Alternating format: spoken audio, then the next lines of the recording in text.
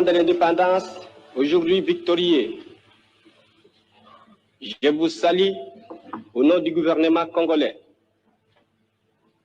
À vous tous, mes amis, qui avez lutté sans relâche à nos côtés,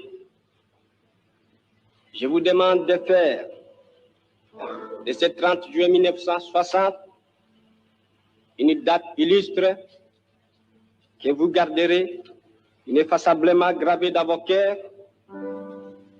une date dont vous enseignerez avec fierté la signification à vos enfants, pour que ceux-ci, à leur tour, fassent connaître à leurs fils et à leurs petits-fils l'histoire glorieuse de notre lutte pour la liberté. La République du Congo a été proclamée et notre cher pays est maintenant entre les mains de ses propres enfants. Ensemble, mes frères, mes sœurs, nous allons commencer une nouvelle lutte sublime qui va mener notre pays à la paix, à la prospérité et à la grandeur. Nous allons établir ensemble la justice sociale et assurer que chacun reçoive la juste rémunération de son travail.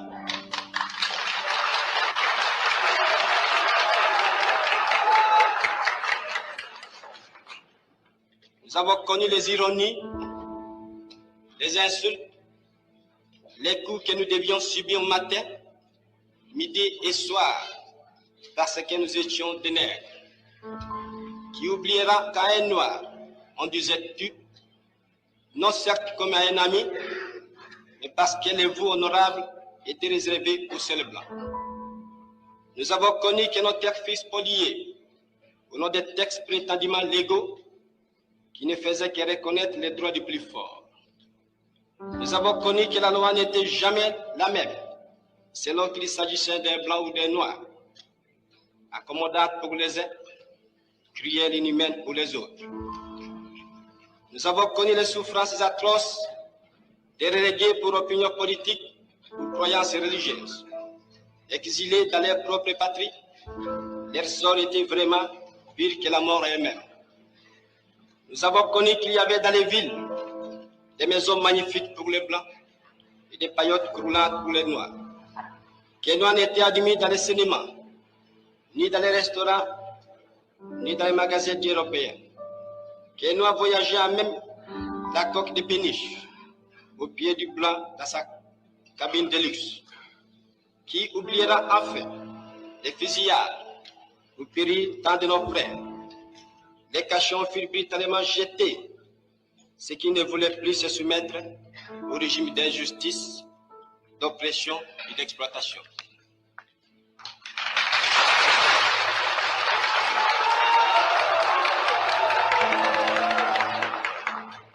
Cette indépendance du Congo, si elle est proclamée aujourd'hui dans l'entente avec la Belgique, pays ami avec qui nous traitons d'égal à égal, ni les Congolais digne de ce nom ne pourra jamais oublier cependant que c'est par la lutte qu'elle a été conquise.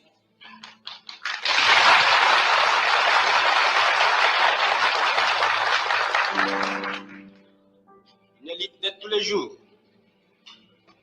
une lutte ardente et idéaliste, une lutte dans laquelle nous n'avons mélangé ni nos forces, ni nos privations, ni nos souffrances, ni notre sang. Cette lutte qui fit de larmes, de feu et de sang, nous en sommes fiers jusqu'au plus profond de nous-mêmes, car ce fut une lutte noble et juste, une lutte indispensable pour mettre fin à l'humiliant esclavage qui nous était imposé par la force. Ce qui fit notre sort à 80 ans du régime colonialiste, nos blessures sont trop fraîches et trop douloureuses encore pour que nous puissions les chasser de notre mémoire. car nous avons connu le travail harassant, exigé en échange des salaires qui ne nous permettaient ni de manger à notre faim, ni de nous vêtir ou nous loger décemment, ni d'élever nos enfants comme des êtres chers. Hommage aux combattants de la liberté. Sad and good people, that was Patrice Lumumba. Patrice Lumumba, one of our heroes. You know what I'm saying? We talk about Africa and we talk about revolution. We can never, ever, ever forget Patrice Lumumba. Tonight, we have a marvelous, dynamite political education experience for you. You know what I mean? This is a very important interview, one of the most important sessions that I've held in recent times. And what I wanted to do today, it is Congo Week. Internationally, it's Congo Week. So I wanted to do two things. I wanted to address two issues at one time, and one being that of Patrice Lumumba, because of the fact that we know that he was the first prime minister of Congo. We know that he was a brother who fought tirelessly and relentlessly, you know what I mean, to make sure that Congo was on the right side of the history, it being the epicenter of the continent of Africa. So what I wanted to do today, I wanted to reach out to one of our beautiful sisters and daughters of revolution, and that being Juliana Lumumba, who is the daughter of Patrice Lumumba. And we wanted to talk about her experiences with her father, the man we know as Malcolm said, was the greatest man to walk up out of Africa. That's according to, our shining prince, Malcolm X. So I pre-recorded this interview, and in the pre-recording process, we actually, she's broadcast from the Congo. You'll see her in a minute, coming in from the Congo, and we had some tech difficulties in the first 15 minutes, so we actually lost the first 15 minutes. But it was a convo around again her father and her earlier experiences. You know what I'm saying? But we're looking forward to having her back on. And after the interview with Miss Lumumba, we have our brother Maurice Carney, who'll be coming on and giving us an update of what's going on in the Congo and what took place after the assassination of Patrice Lumumba. It is very important that folks never forget Patrice, because of the fact that he wasn't only assassinated, he was totally dismantled. You know what I'm saying? He was brutally murdered. You talk about him being beaten at first and then set in front of a firing squad, and from there buried, him and his two comrades, and later have his body chopped up and dipped in acid. We're going to talk about some of that stuff here on Riot Starter TV. So I want y'all to stay tuned. We'll be right back at you after this particular joint.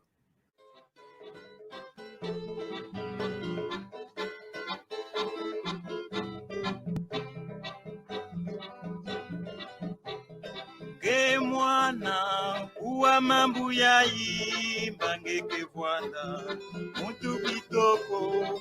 Ke mwana uwa mambu ya imba ngeke vwanda muntu mayele uwa malongi abakulundu wa mwana. Uwa malongi abakulundu wa mwana.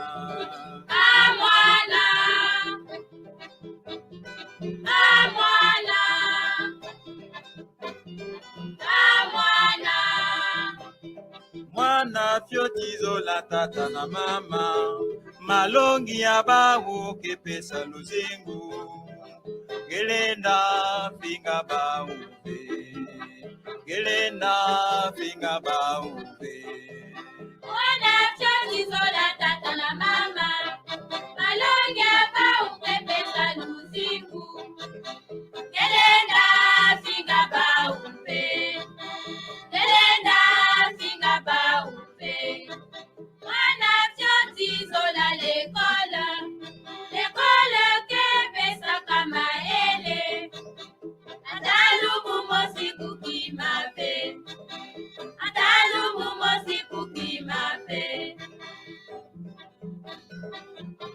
Kuwa, kuwa. Kuwa malongi. Kuwa, kuwa. Kuwa malongi. Malongi ya baboti mwana. Kuwa malongi. Malongi ya baboti mwana. Kuwa malongi. Kuwa, kuwa. Kuwa malongi. Kuwa, kuwa. Kuwa malongi. Malongi ya baboti mwana. Kuwa malongi. Malongi ya baboti mwana. Kuwa malongi. Kuwa, kuwa. Kuwa malongi. Kuwa, Kuwa malongi. kuwa. Kuwa malongi. Have done this, but Wow. with the Congolese people, and who were not with him. But you know, he was a political leader. He was not a prophet or a religious person. So, as a political leader, you have people who are with you, others don't like you, and that is the rule of democracy. And they try to make democracy. And at that time, they didn't understand really what he wanted, because they wanted to be free, yes, but to copy and to make exactly all the white have done in our country. He said, no, we don't need to imitate them. We need to be ourselves. We have our own values. We are African. And they saw that he was crazy, you know. And when he was asking at 1960 that we have to get back our art, which in the museums and whatever, and we have to have all our shareholders in the economy, they're thinking he was a utopist, you know, and that's it. That's why I'm saying it's true, and now we know it by history. You know, it's not only the white people. That's right. But Yeah. now we have an evolution, Kate. It's different because people after his death, because he has a national destiny and he has a Pan-African destiny and an international destiny. Because if people didn't believe in that man, there is more than 30 countries in the world that have the name of Patrice Lumumba on streets, on places, in places like Belgium, France, Poland, Tehran, Iran, Alexandria, whatever, more than 30 countries in the world has given the name of Patrice Lumumba. If they didn't believe that this man was positive in some way or another, they won't do it. Right. But that is now, but not at that time. And we also had all this evolution because he didn't die by himself. He was not an individual. He was a political leader. He has people following him. And when he died, there were three when they assassinated. But after that, all his members of his party, a lot of them were assassinated. You know, they wanted to eliminate everything that was from Lumumba. And after that, from 1960 to 1964, we had a rebellion. And they wanted to be a Lumumbist rebellion and coming back with the ideas of Lumumba. So that's it for the moment, because I talk a lot. No, it is. Trust me, I'm sitting here as a student, so I'm grateful for you to share because of the fact that it's not. This isn't information we always get. I did a interview earlier this year on a Iranian television show, and the reporter asked me, "Did I know that?" And I mentioned Patrice Lumumba, and he said, "Did you know that they had a street named after him in Tehran?" And I didn't know, and I actually looked it up. And, to verify what it is you're saying, I'm like, wow, here it is in Tehran, Iran. You have folks who were intelligent enough and respected Patrice Lumumba enough to name a street after him. But here in the United States, you might get a street named after Martin Luther King or Malcolm X.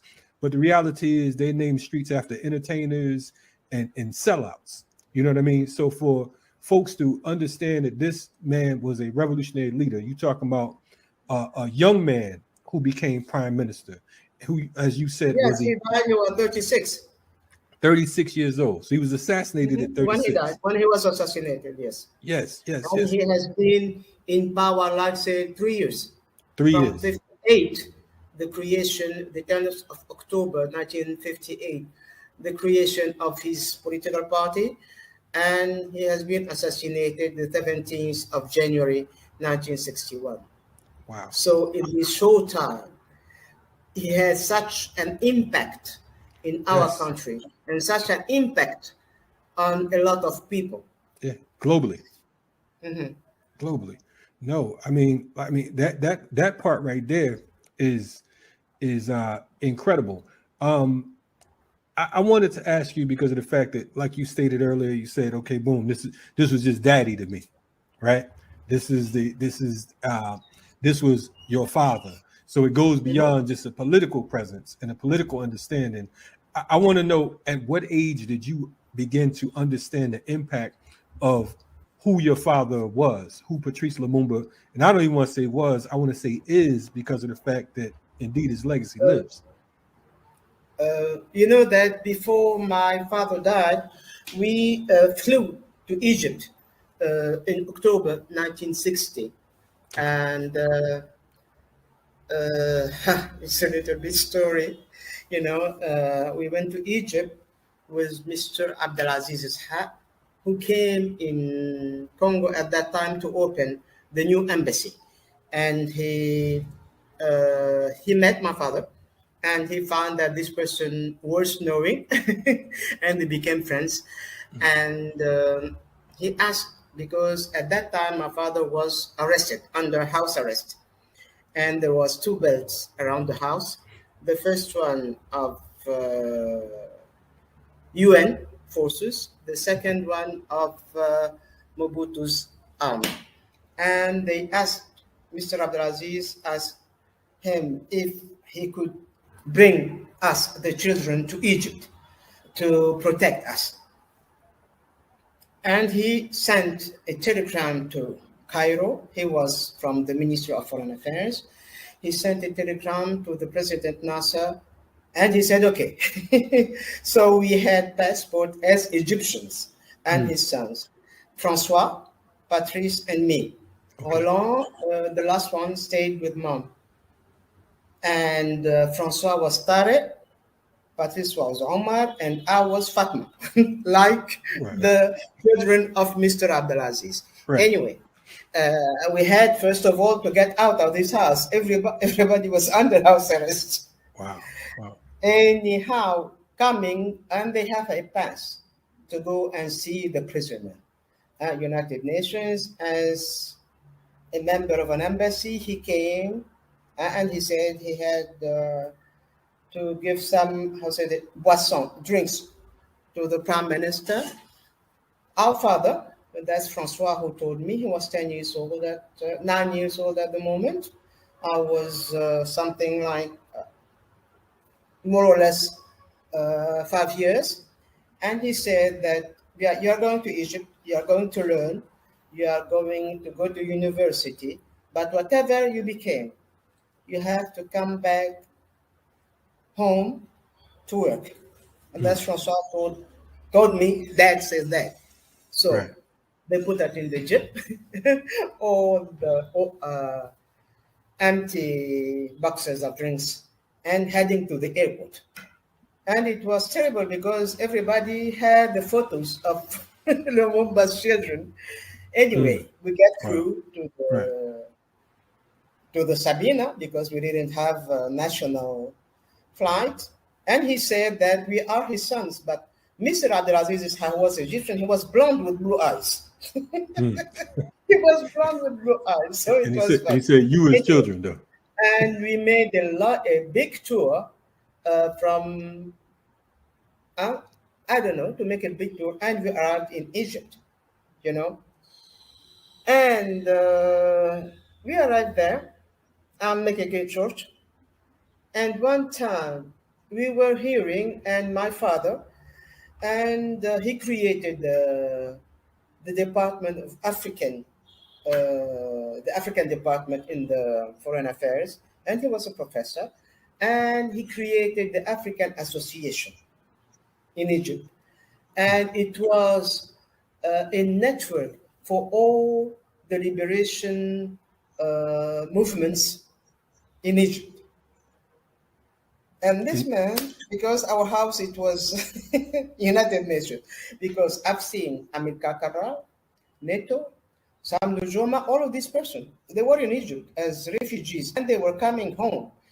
And our father used to teach us who was my father, who was Chombe, who was Lumumba, the history, whatever. But we were 6. He had 3 children, Magdi, Shams, Magdi, Bahagat, and Sham, 3, 2 boys and a girl, and we were 2 boys and a girl. And we grew up, there was no difference between us, the black one, and the white one. Never. Wow. A difference. We were alike. And I remember we were young, we started hearing in the streets, Lumumba, Lumumba. We were looking, that's our name. Right. And people, there was, how said it, manifestation, how said it in English? In the streets. Protesting? Huh? They were protesting, Yes. or? Yes, not protesting because they heard that Lumumba was assassinated. Oh, And okay. I was very young and I was always sick. And Right. so from the government, presidency, they came and took Francois and Patrice, and they went to see all this, manifestation. You understand when people protest in the street? Right. Huh? Right. Yeah, Yes. like a memorial type. Yes, Yeah. in the streets. And it was terrible because I was at home because I was little, and they were afraid that, I go to this riot, and they have burned and break the American University of Cairo. Okay. They have break the Belgian embassy. I remember because I lived there. Right. Okay. So, okay. and You was able to see it for yourself. before what happened, my mother, Mama Zizi, my Egyptian mother,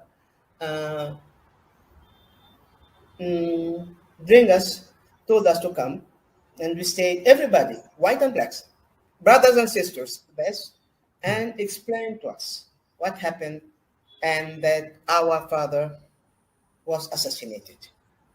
Wow. So, but you first heard about this in the streets, though. Yes. You heard the chanting first. Mm-hmm. I mean, we heard it from our parents, Egyptian parents first, to let us know what happened really. Wow. And then when it was public in most of the world, people going by the streets everywhere to protest against. Right. So the presidency came and took Patrice and Francois to see what's happening and what it is. So, we were aware very young. So you were still in and Egypt at the time. Our father used to teach us who we were and who is our father. In Egypt, their second language is English, Right. but they sent us to French schools because we had to go back home and speaking French Wow. for our country. And I remember they were Muslims, but my father, he said to his mommy, that he has to go with us to church every Sunday because their father gave them to me Christian and they will remain Christian. And that's it. So he respected the belief system. Yeah. Mm-hmm. Now how long did you? Like that at home, half Christian and half Muslim, and on Sunday we were protesting because our brothers and sisters are sleeping and we have to go to church. So father said, everybody to church. And that's it. Everybody got to go. Okay. So Yeah. how long did you all stay in Egypt from at that point? How Hmm? long did you stay in Egypt? We're in Egypt, Yeah, after the assassination. or with my family, Yeah. because my mother came a year after. Okay, We okay, were in the same neighborhood. okay, So okay, the two moms know each other very okay, well. So okay, we have okay, two homes. When I was okay. young, I believe that everybody was like me, having a white mom and a black mom and a white dad and a black dad. But I knew who I was, but You I was had clear. to. Right, right. But Yes. that's the good part about it. You knew who you were. Hmm. So with with that in mind, okay, so they told you that he was assassinated, and you knew who the assassins were in regards to uh, uh, Mobutu and the Belgians. I mean, when did you learn exactly from a political standpoint? You know, what was the cause of this assassination, or did you already know? I don't understand. Okay, I'm saying like after he was But assassinated. because the sound sometimes it goes, so I Oh, can't the hear you. sounds The coming in and sound is out. not very stable. That's Yeah. why. Okay. Yeah. Well, I'm gonna try to talk a little bit slower so we can catch No, up it's with the not sound. you. It's Okay. the sound. Sometimes it just go. Okay. Well, Okay, I yeah. understand. Cool. From So Mobutu, what is yeah, Mobutu doing here? right, exactly. So Yeah. so you know, when was it that you understood that those were the people who assassinated your father? Did you know already, or No, we knew when we were very young, you okay, know, from our Egyptian family, our fathers and sisters, we knew the okay, history. And after that, when my mom came, Mama Pauline, we knew other stories. And we were very aware since very young what happened to our father. okay. So what did you where did you go back to the Congo as an adult, or were you still a child, or how did No, that? never. We grew up in Egypt, and after that, I went to France to finish my studies. I started to work there, and then finally I came in Congo, Zaire at that moment at 1994, Hmm, because we were not allowed to come. We didn't have Zairian or Congolese passports, hmm, and our mother, Mobutu, wanted us back, but my mom didn't want. She wanted us to finish our study, and uh, and after that, we can came. It was after the declaration of democracy opening. The democracy in Congo in 1991, 1992. So Hollande and mom went before, and then I came with Francois, and the last one to come is Patrice. So we need to come back home almost 40 years, not because we wanted, but because it was like that. And I think that nobody on earth should live this experience because it was not a choice of being abroad and being exiled so long. We were child, and it's not fair. It's not fair that they steal from you your own history, your own land, and a lot of things. But instead of that, if we didn't fly, because it was really flying to Egypt, I won't be here to talk to you. right, right, right. Well, we glad that decision was made, to Mhm. get out. Um, so what was as far as like okay, growing up Lumumba, you know what I mean? Did the folks that you went to school with and everything, did they know your Yes, history? no, because I went in a boarding school in Egypt, Notre Dame des Apôtres, religious school, French. But we were very famous Okay, okay, in Egypt because they really honor. Patrice Lumumba, they really is a positive figure. And I remember when I was young and going to see my friends, when you said, there, that is Juliana. Okay, hello, Juliana Lumumba. Oh, everybody, so it was a little bit like that. So that's it. I was a little bit different, Right. but I think that I am very, grateful to the Egyptian government, to our Egyptian friends, because in a way, we are the children of violence and big violence. What happened to us? Not only the way our father died, but the way that we had to leave our country.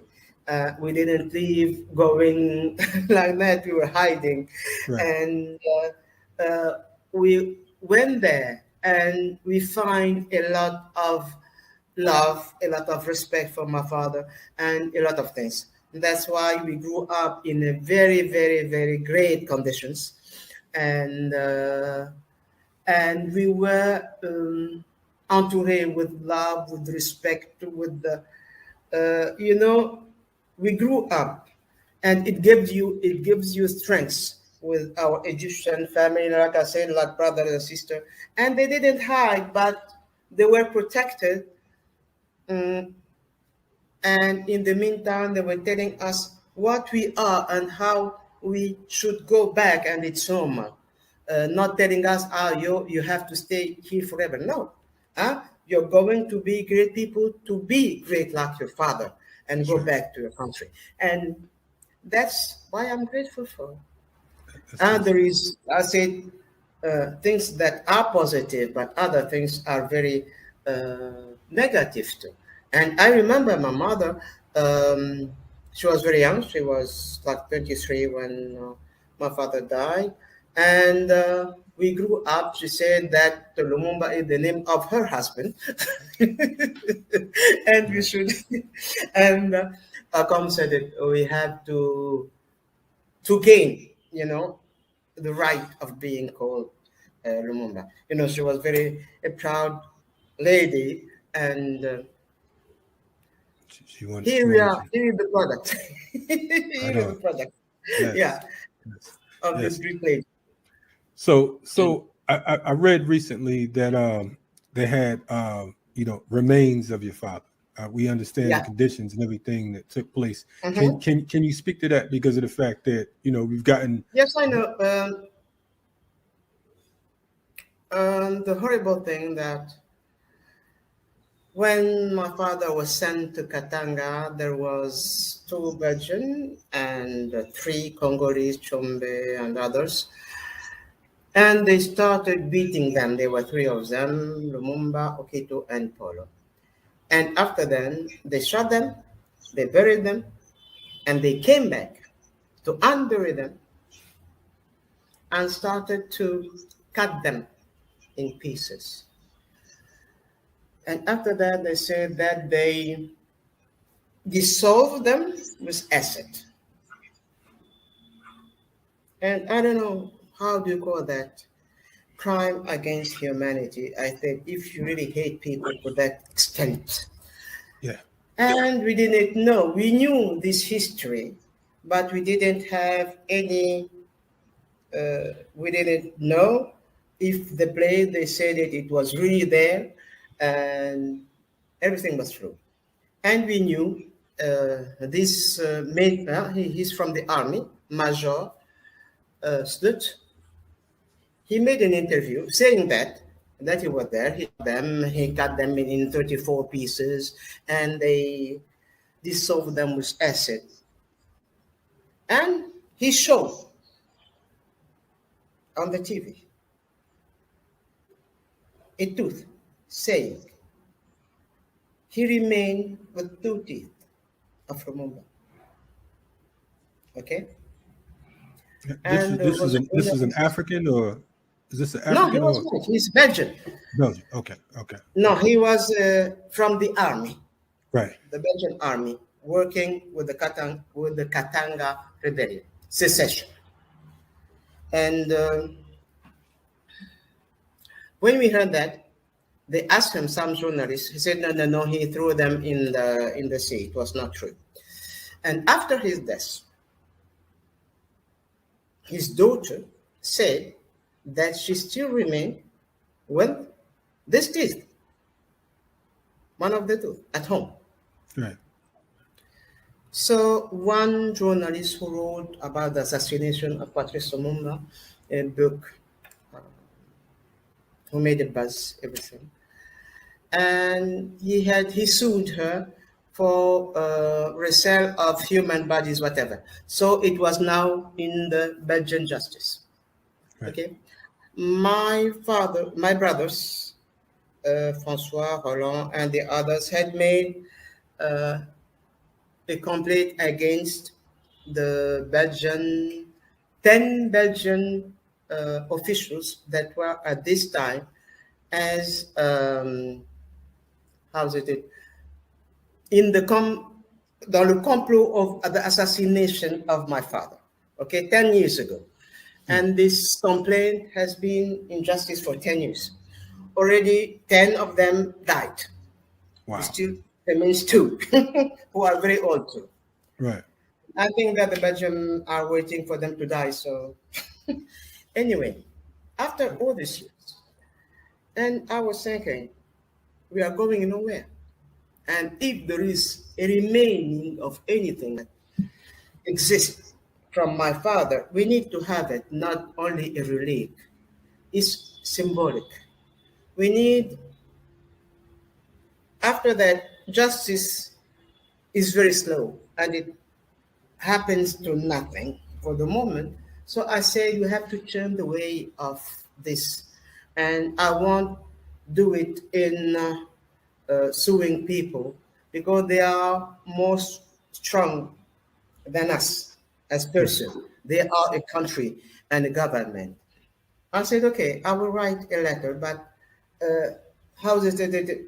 I put it in the affect, in the sentimental way as a daughter. And I won't talk to the government. I don't want it to be political. We've tried politics. It doesn't worth it. I will write to the king and we will see. And I wrote this letter to the king because for 60 years and more than 60 years, it's still painful to know that our father died this way. And we don't have anywhere to house it as African, as a daughter, to go and see him and to pay respect Right. as a daughter. And I think as a daughter, everybody wants to give respect to his dead parents somewhere, to remember them, to go and there. Not only as a daughter, and it's important. And this truth is not, it's symbolic. And he has to go back to his country, to his own country, to the country who loved so much that he died for it. Because they tried to give him money and anything, and he refused because he believed in this country. And that is on my way as a daughter. And I was very close to my father. And if you find a photo with a child, it's me, with my father. And I have a photo here with my father. And as a first prime minister of the Congo independent, it's important for this country. And even here, you have the biggest street here is Lumumba. And people who believed in him, who had the right to go somewhere to pay respect to their national hero, because he's a national hero now here in GRC. And the 17th of January is a holiday, And not only nationally, and also for all the people who believed in him, he needs to come back. He needs to come back where he belongs. He needs to come back for us children, for Congolese people, for any African from the continent or abroad, like the Afro-descendant. You, for example, if you ever went to come and to pay respect to this man if you believe in him. So that's how I felt it, and I wrote to the king, and they replied very quickly and accepted to return it. Yeah. Okay. Return remains. So we were okay. We adjusted that with the Belgian government. He had to be here since last January, 2 years ago, and the delay um, is from here, from the presidency. Don't ask me why, because I don't know. The last time it was because of COVID. So I hope that this time it will be the right time and he can come back home. Not as a relic of assassin, but in our culture, every death is a renaissance. Okay. And we need to do it. He needs to come back home. When he comes back home and he's buried, when you bury something like a seed, what happens? It grows. It grows. That's right. It grows. That's right. Yes. And it's a renaissance of the hope. It's a renaissance of what we believed in. It's the renaissance of what he believed in. And we have to continue. He had made his part with all the martyrs, all went with him. And we tried to go on this path with our errors, but we have to continue. That's right. We have to have hope. It's not a matter of weeping or crying. It's not the time. We have this time. Now we have the time of hope. We have the time of development. We have the talents. We have all we have it in on our own hands. It's our work. If you want fully to, that is the revenge for me of Lumumba. It's not to cry. It's not to go and say, I will kill whatever and sue him. It is that his ideas, his value that he died for come true. They're the best revenge. Hey, I agree with you. I'm looking and I'm listening because I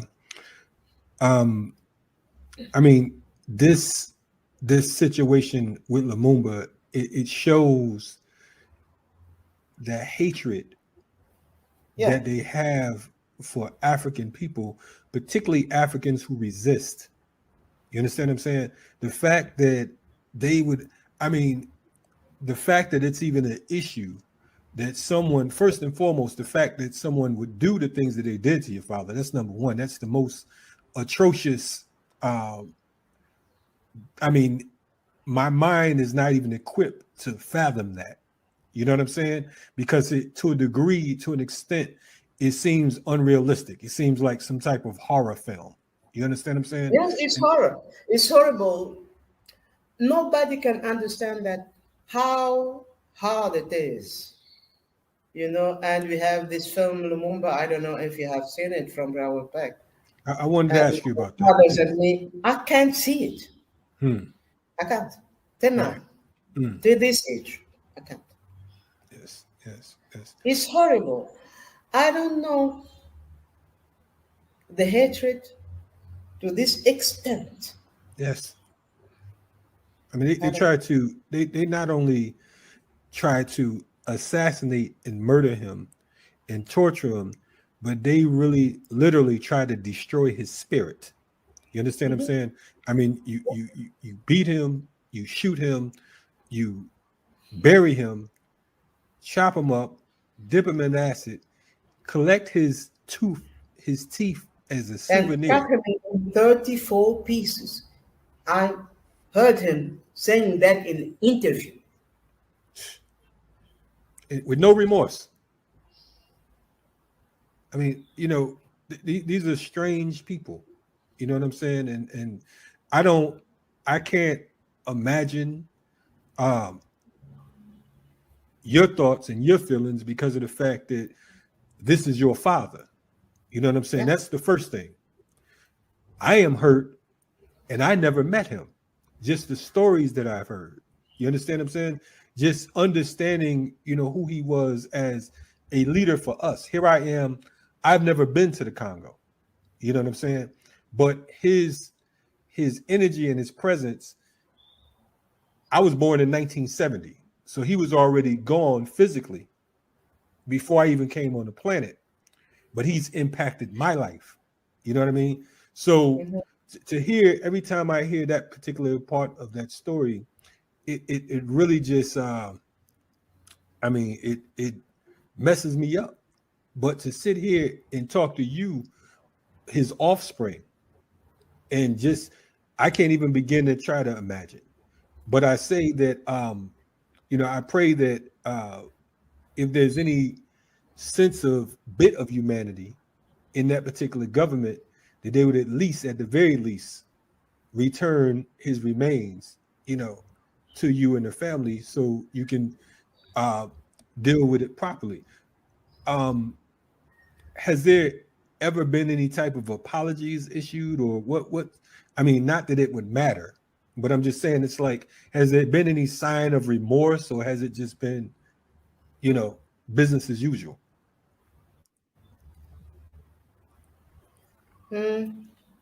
What do you ask? Because the voice was. It was going in and out. Yeah, I was saying, has there been any sign of any remorse or apologies issued, or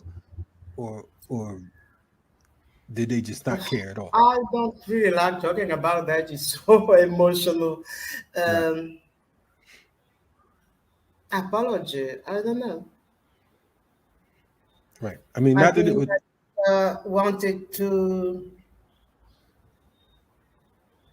give us back the remain is important. Right. They had made apologizes it was a committee hearings. They made an apology for the Congolese and family, and they say they had moral issues. They had made apology. But anyway, apology is okay, but we need to reconciliate. That's right. Not only our country, because it's a reconciliation between Belgium and Congo if the remains of my father comes.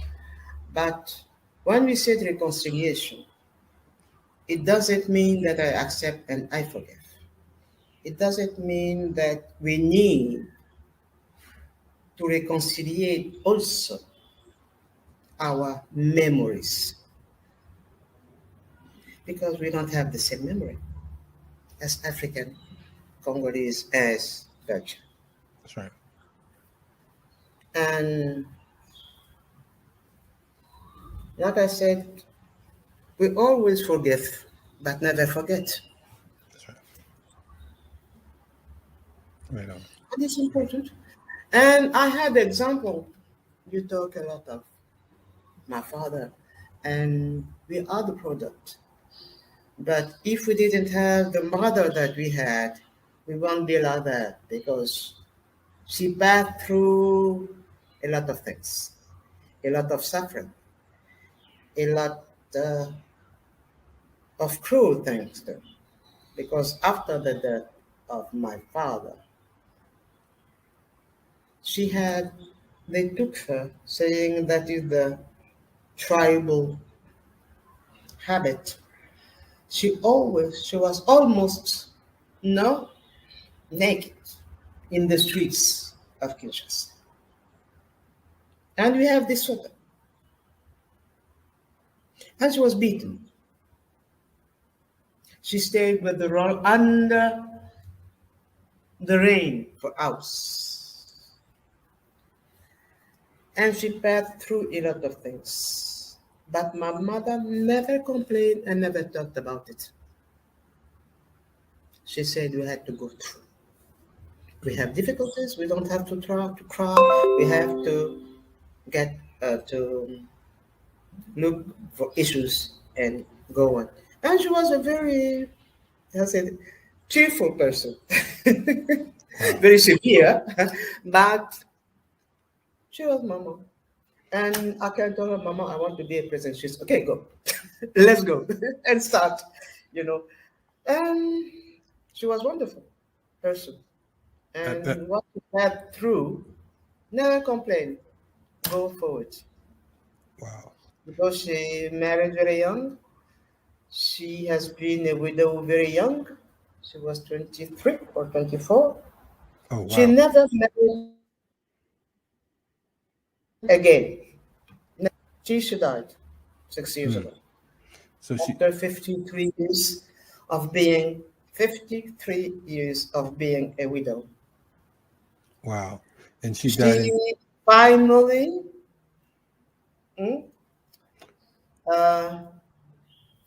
went together with her Patrice.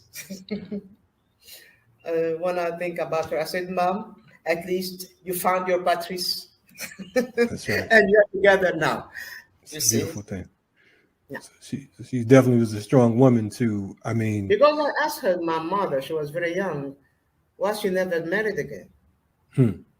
She could, and especially in our culture, it's not a good thing to remain a widow. You don't know, but you're crazy or something.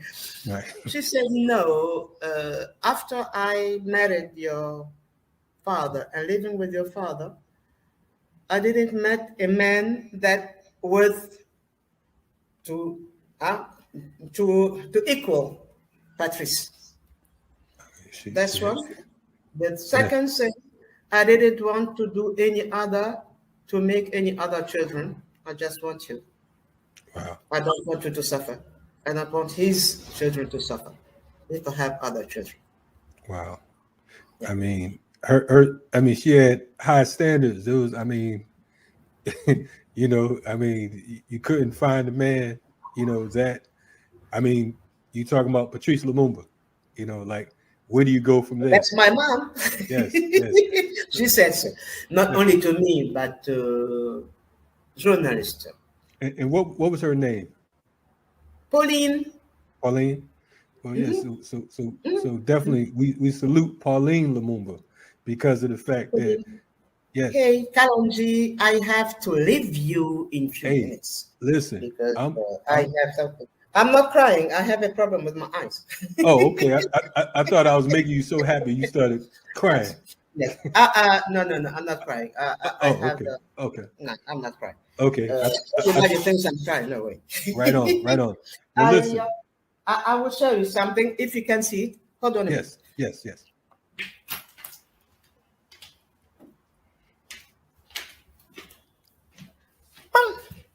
You can see that? Wow. Yes. That's me and Daddy. That is beautiful. That is beautiful. That is me and my father. Wow. He looks so proud. Yeah. You look just like him. I look so happy. Man. That's the best. That is beautiful. That is very beautiful, man. Okay. We so definitely appreciate you sharing. That you have enough of Listen, me today because other things to do. It's all good. I am absolutely grateful. We appreciate you spending time with us today. Man. Mm-hmm. Yes, gratitude. Thank you so much. Thank you. And Thank you for listening to me and to my bad English. Listen, your English. I will improve it next time. Your English is better than mine, I think. Then your French, not English. Hey, I'm gonna work on it. So I'm gonna work on my French. But anyway, thank you very much for listening to me. Thank you very much we for love sharing strong this moment. Yes, look forward to meeting you in person. Yes. Yeah. Thank you. Bye. Okay. Be safe. Take it easy. Okay. Be safe. You too. Right on. We are. Yes, we are live. Mm-hmm. We just had. We were just joined by Juliana Lumumba, daughter of Patrice Lumumba, and it was definitely an honor, a privilege, and I don't know if I should say a pleasure because of the fact that myself, I'm sitting here emotional because of the fact that I recognize the greatness of not a national hero, but an international hero for African people. To me, he's one of our most important figures, you know, in the history of. I think Malcolm said he was the greatest man to come out of Africa. You know what I'm saying? That's what Malcolm X said. You know, and we honor and we give thanks for Mama Juliana. We give thanks for Mama Pauline, who became an ancestor, and you know, who stood strong and continued to carry on after the assassination of you know, such a great African and a great revolutionary. You're checking out Riot Starter TV. Make sure you continue to stay tuned in with us. Congolese have been massacred by white people in the Congo for years and years and years. And if the shoe is now on the other foot, only thing I can say is it's like chickens that always come back home to roost. Do you personally feel, though, that there's some shame or involvement here or some guilt associated with the killing of other human beings? I think that the white people should be ashamed of the deplorable situation that has been existing in the Congo, which is not the fault of the Congolese, but which is the result of instigation by European powers who are fighting each other over the mineral wealth of the Congo. And now to make it appear that the Congolese themselves are criminals or brutes because they're reacting to these injustices that they've been victimized by is again ducking the question. Chambi is the murderer of Lumumba, who was the rightful prime minister of the Congo. Chambi is the man whose forces fought against the United Nations forces and against the United States. And despite this criminal past of Chambi, now the United States is backing Chambi, who has hired South African mercenaries who are hired killers to disrupt the peaceful efforts of the freedom fighters from Stanleyville to make the type of country there that they want. And it is this American support of Chambi, actually, that's at the root of the whole problem.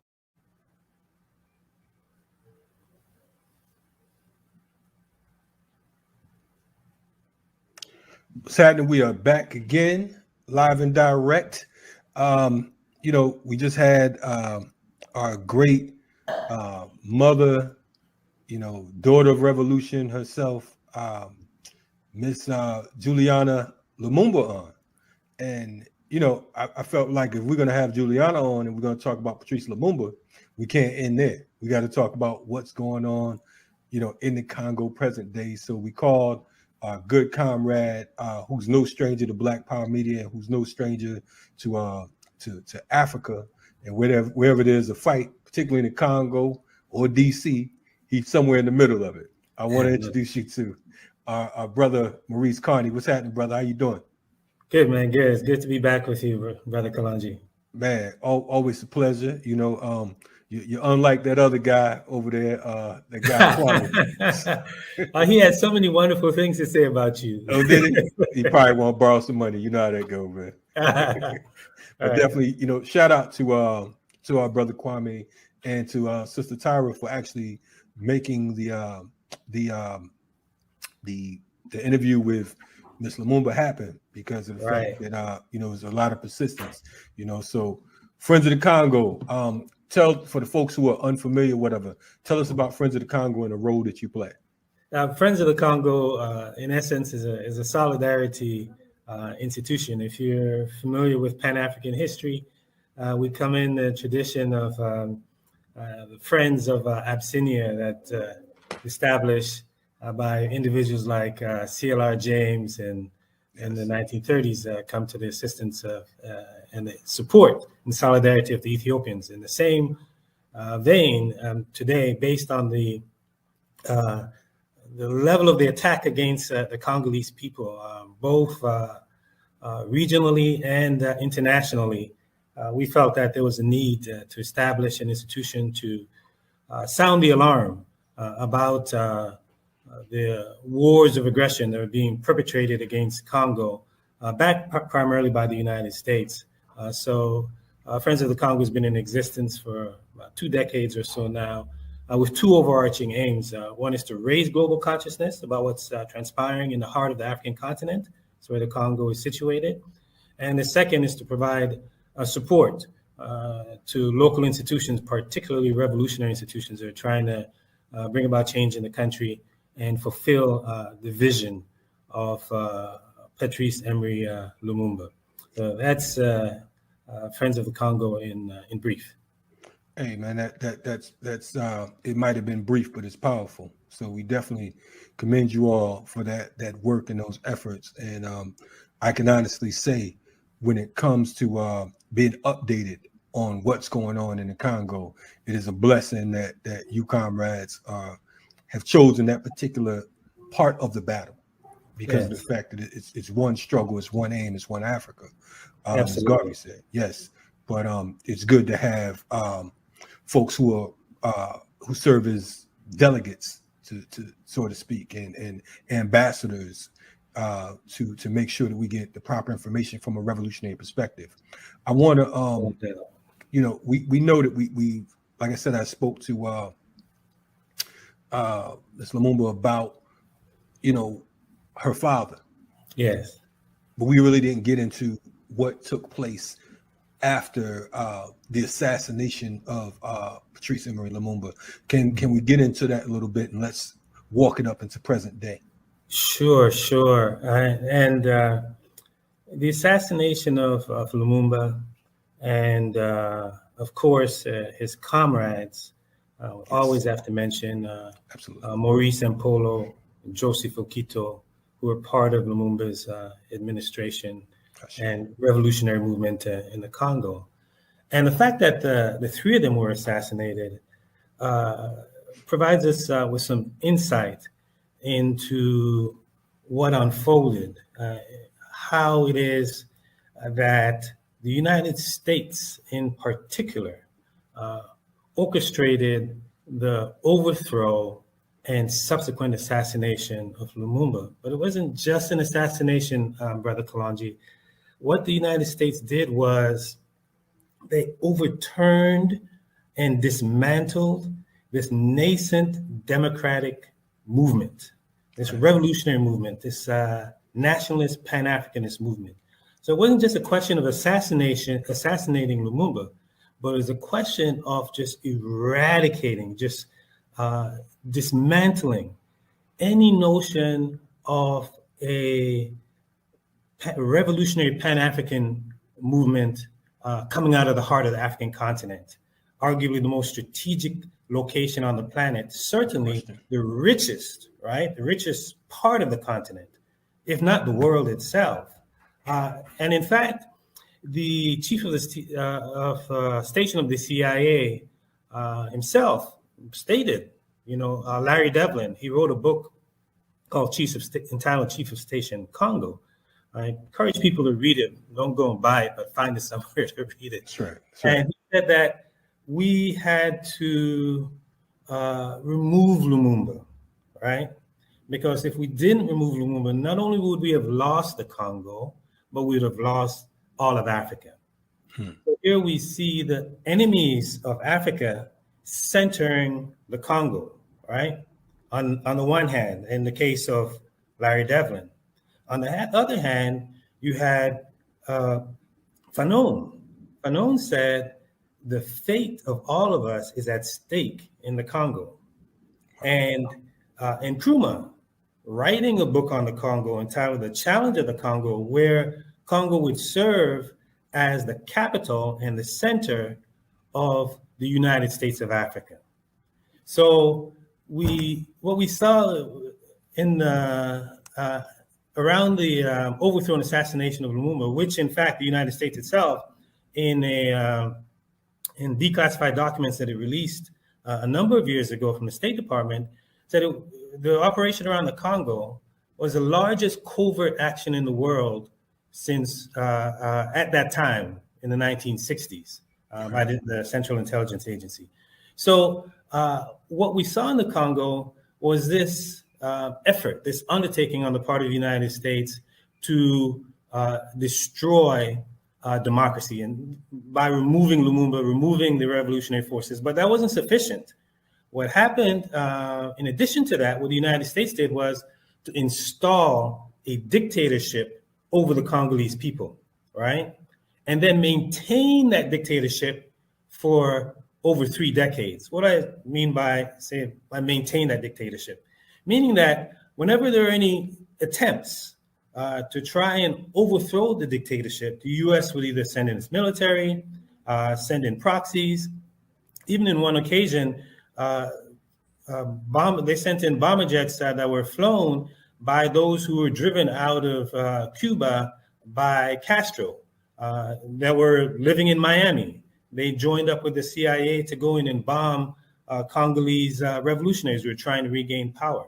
So the United States installed this dictatorship over the Congolese people for over 3 decades in Joseph Desiree Mobutu. And then he ran the country to the ground even further, right?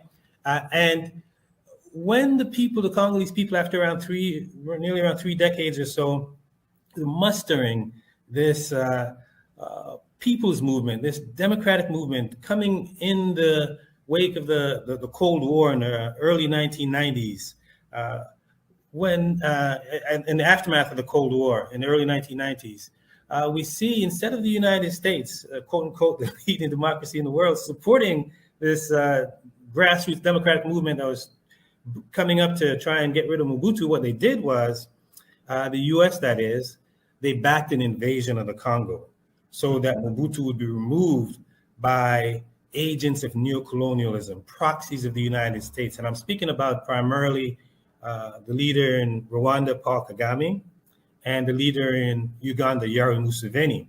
And this year, Congo Week, which as a part of Congo Week, is to commemorate the millions of lives that have been lost in the conflict in the Congo that was triggered by the invasion led by Kagame and Museveni.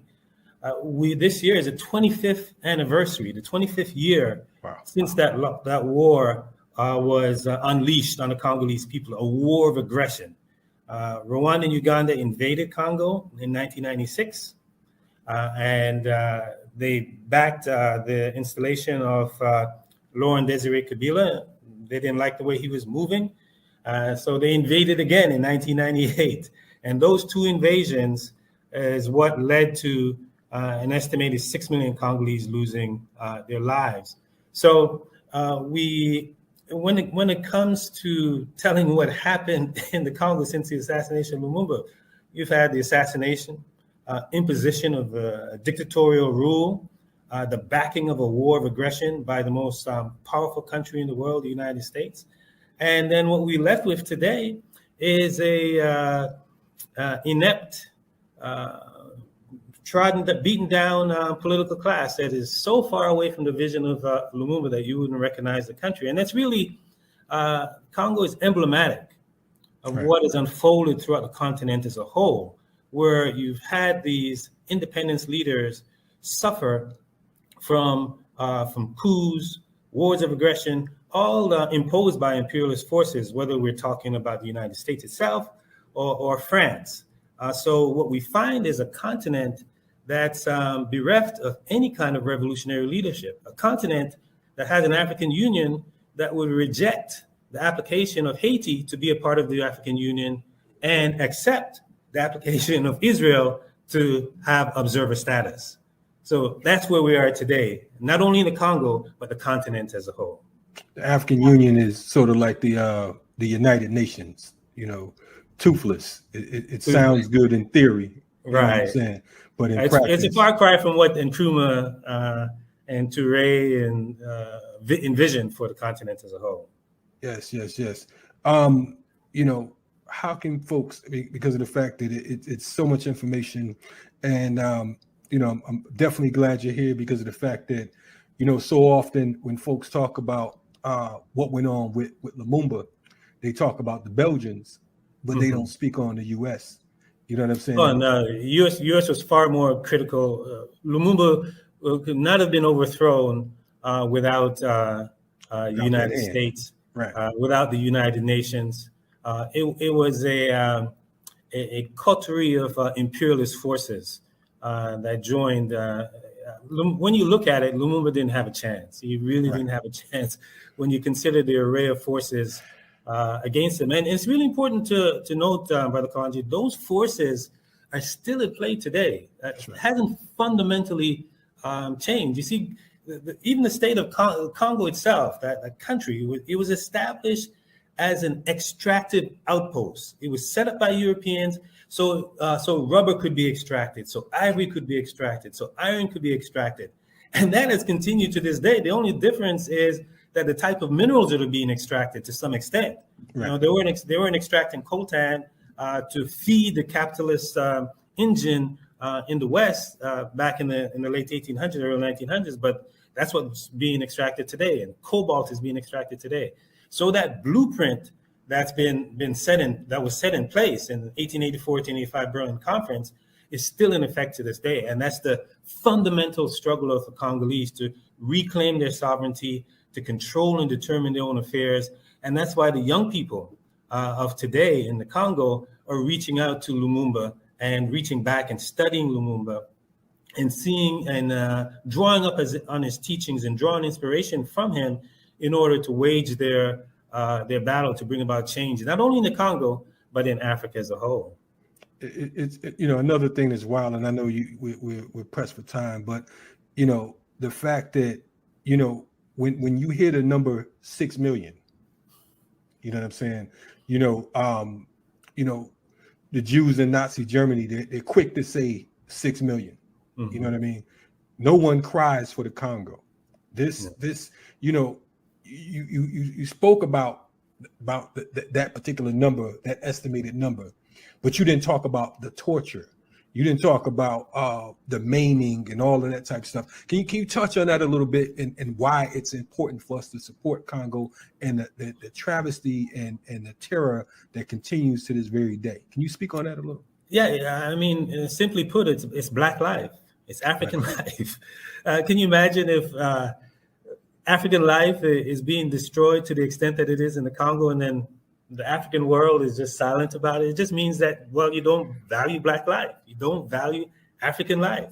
So if our brothers and sisters in the heart of the motherland right, are being raped, hundreds of thousands of women being raped as a weapon of war, people living in bestial conditions, if that doesn't drive you as a Black person, as an African, to act, to want to change it, to want to assist those who are trying to transform that situation, then how can you even claim that Black life matters? If Black life matters, Congo's got to matter. It's really as simple as that. And this is not the first time.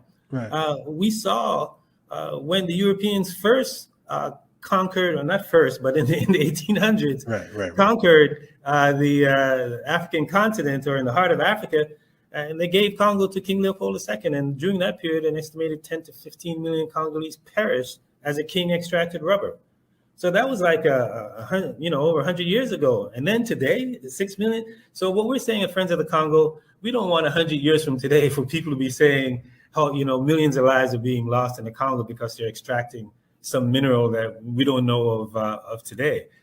Our aim is to have that stop today. And the best way to have it stop is for Africans to control the Congo, for Africans to control Africa, and for us to get rid of these stooges and proxies who are running a game on us, like Paul Kagame and Yoweri Museveni. They go around pretending they're Pan-Africanists. I hear people saying that Paul Kagame is a great Pan-Africanist. The guy kills Africans to the tune of millions. He's like in bed with finance capitals, the biggest capitalists in the world. People like former war criminals or current war criminals like Tony Blair and Bill Clinton.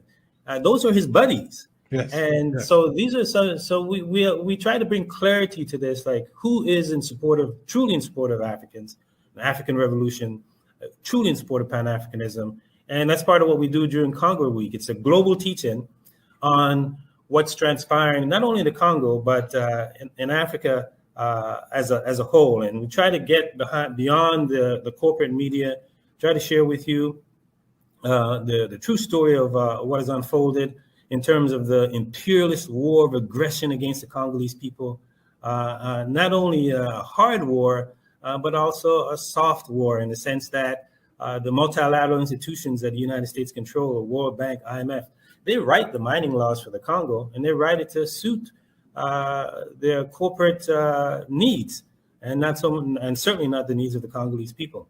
So during Congo Week, you'll get to hear about that. There's a lawsuit that's being brought against major corporations like Apple and Tesla because of their involvement in the Congo. We'll be discussing that tomorrow. We'll be discussing that on Wednesday, the 20th at 2 p.m. And people can go to Congo Week, congoweek.org, to find out more about it. We'll be discussing the 25-year war against the Congolese people. We're showcasing a film entitled L'Afrique en Morceaux, or African Pieces, where we have Paul Kagame, Yoweri Museveni, in their own words, telling you how they invaded the Congo, telling you how they were backed by the United States in terms of intelligence, in terms of money, in terms of equipment, you name it, in their own words. So when we say this, we're not just making things up. We have the documentation, and we hope you can join us. You go to congoweek.org, you'll get all that information about what has unfolded in the Congo and what continues to unfold in the Congo today. Hey, brother, we definitely appreciate your work. Next year, we definitely want to hear Black Power Media sponsor Congo Week virtual. That's what's up. Yeah. So, hold us to it. Give us the time. Whatever. Well, your brother from another mother down there in Atlanta is going to do that. So. Oh, man. So you don't have to say hold us to it. Hey, I should have said that to you offline, because he about to call me in a few minutes. I had to change my phone number. But definitely he's gonna be on you. You know that. But it's our duty. We hear so many brothers and sisters talking about going back to Africa. They talk about, the motherland and this and so on and so forth. But seldom do we hear folks talk about going back to reclaim, going back to assist in our people's liberation struggle. You know what I'm saying? That's the part. Yeah. I'm not hearing too many people saying they want to go to the Congo. You know what I'm saying? No, not too many people. They want to chill on the beach. You know what I'm saying? And talk about nice things, but forget about what's really going on. So definitely we commend you. Give us the website to Friends of Congo as well, because of the fact that we think that more people need to get involved. Sure. The website is friendsofthecongo.org, friendsofthecongo.org. And in order to participate in Congo Week, then go to congoweek.org. And a shortcut to the films that are being screened throughout Congo Week is Congo in Harlem, congoinharlem.org. We usually bring Congolese filmmakers, practitioners, musicians to Harlem every year for Congo in Harlem, but we've been doing it virtually for the last couple years since the pandemic. So we encourage people to go to congoinharlem.org. A really interesting film on Malcolm X on the Congo. Another interesting film on the Black Panthers in the Congo, in Congo Brazzaville in the early 1970s, making connections then. So we have some really good stuff for you this year in the film series. We appreciate it, brother. I might have to become a card-carrying member of Friends of the Congo. Hey, man, you doing the work. You're already a member of Friends of the Congo. Hey, listen, all the way. I just want to do that out of spite for Kwame. You want to initiate a coup or something? Hey, man, you know how we do around these parts. Definitely, brother. Love and appreciation. Keep up the powerful work, and know that Black Power Media is a home for Friends of the Congo. Whenever you appreciate you. Yes, whenever you have anything that you need to bring to the table. Of course, we had a Remix Morning Show, and we have a plethora of other shows that that I'm quite sure that you'd be welcome, and you and other members, except for Kwame. Absolutely. But except for Kwame, so keep him on the phone. You know what I'm saying? But definitely, keep us informed, and we're looking forward to checking out the film. All right. Thank you. Thank you very much for providing us the opportunity to share with your audience, brother. Absolutely, brother. You've been checking out my man Maurice Carney from Friends of the Congo. We definitely want you all to support Friends of the Congo because of the fact that if you say you love Malcolm, then you must love Patrice Lumumba. Malcolm stated that Patrice Lumumba was the greatest man to come up out of Africa. You know what I'm saying? And he, man, I think Malcolm knew what he was talking about. So if you love Malcolm, support Patrice. And if you love Patrice, support the Congo. So again, it's Congo Week. This has been an awesome show. I hate to even call it a show because of the fact that, that diminishes the political education aspect of it all. So, you know, definitely shout out to Juliana Lumumba and Maurice Carney for the bonus coming to give us a update on what's going on in the Congo. You're checking out Riot Starter TV. We have a whole lot of good stuff coming up. So make sure that you check out the archives. Aside from that, Black Power Media itself, we have some real solid information and works coming, everything from the Black Panther Party to political prisoners and Ward Churchill and, you know, a little bit of everything, dealing with everything from counterinsurgency to, you know, AFRICOM. You know what I mean? So stay tuned, stay on point, and, you know, stay ready for revolution. Again, Riot Starter TV, check us out every Tuesday, Wednesday, and Thursday on the Remix Morning Show. That's from 8 to 10 a.m. That's 8 a.m. to 10 a.m. Eastern Standard Time. You know, stay on point, stay ready for revolution. Until next time, we out of here. Salute.